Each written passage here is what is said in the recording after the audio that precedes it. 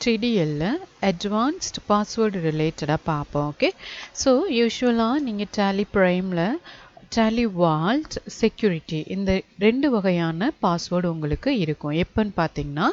நீங்க Tallyயை ஓபன் பண்ணதுக்கு அப்புறம் ஹேண்டில் பண்ணக்கூடிய பாஸ்வேர்டு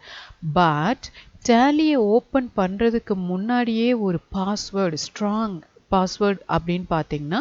advanced password so இந்த பாஸ்வேர்டை நீங்க கொடுத்தாதான் Tallyயை ஓபன் பண்ண முடியும்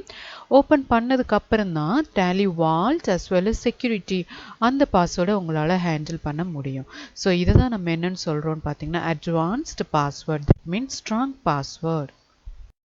so advanced passwordன்ற நேம்ல ஒரு கம்பெனி கிரியேட் பண்ணிருக்கேன் இதுல பாத்தீங்க அப்படினா ஹெல்ப் போயிருங்க TDL add-ons இதுல ஆல்ரெடி நான் காப்பி அண்ட் பேஸ்ட் பண்ணிருக்கேன் ஜஸ்ட் நம்ம என்ன பண்ண போறோம் s கொடுக்க போறோம் ஓகே சோ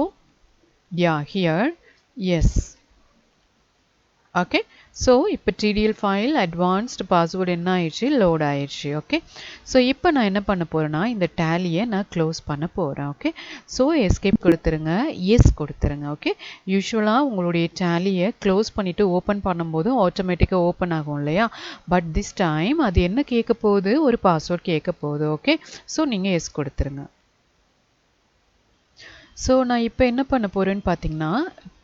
Tally Prime நான் just click பண்றேன் உங்களுக்கு அது என்ன ஆகுதுன்னு பாத்தீங்கன்னா ஓபன் ஆகுது பட் அது என்ன கேக்கும்னு பாத்தீங்கன்னா பாஸ்வேர்ட் கேக்கும் ஓகே யா சோ இப்போ என்ன கேக்குது உங்களுக்கு அந்த பாஸ்வேர்ட் கேக்குது இதுல நான் ப்ளூம் அப்படினு நான் கொடுத்திருக்கேன் ஓகே சோ என்டர் பிரஸ் பண்ணுங்க எஸ் கொடுங்க இப்போ என்ன ஆயிரும்னா ஆட்டோமேட்டிக்கா அந்த Tallyக்குள்ள உங்களுக்கு அது உள்ள போயிடும் ஓகே சோ இந்த பாஸ்வேர்ட் எப்படி நான் மாத்துறது அப்படினா உங்க TDL ஃபைல்ல